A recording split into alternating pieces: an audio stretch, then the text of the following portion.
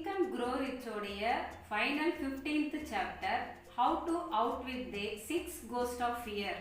அதாவது மனிதன் வெற்றி அடைய தடையாக இருக்கக்கூடிய 6 பயத்தை பற்றி ஆத்தர் சொல்கிறாரு.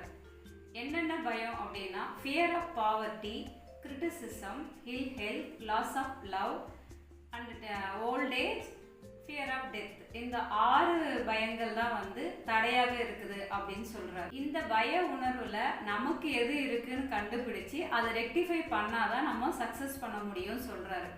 இது எப்படி ரெக்டிஃபை பண்றது அப்படின்னா, ஒரு எக்ஸாம்பிளுக்குனா இப்போ இல்லை ஃபியர் ஆஃப் பாவர்ட்டி அப்படின்னா ப்ராஸ்பரிட்டி. ஸோ நம்மளுடைய செல்வத்தை எப்படி பெருக்கிக்கிறது, பணம் எப்படி சம்பாதிக்கணும், ஸோ அந்த மாதிரி பாசிட்டிவாக திங்க் பண்ணுறது. அதே மாதிரி கிரிட்டிசிசம்னா ஒரு கான்ஃபிடென்ட்டோடு இருக்கிறது.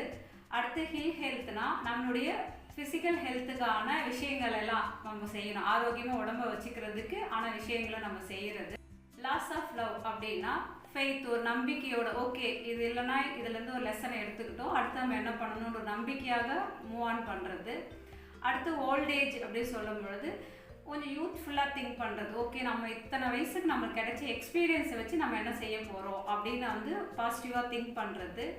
அதே மாதிரி ஃபியர் ஆஃப் டெத்து. ஸோ டெத்துன்றது காமன், ஸோ இறை நம்பிக்கையோட இதை கடந்து போகிறது. இது மாதிரி நம்ம பாசிட்டிவாக மாற்றிக்கணும் அப்படின்னு ஆத்தர் சொல்கிறார். நிறைய பயங்கள் இருந்தால் கூட மேனிஃபெஸ்ட் பண்ணுறதுக்கு இந்த 6 பயங்கள் தான் முக்கியமான பயமாக ஆத்தர் சொல்கிறது.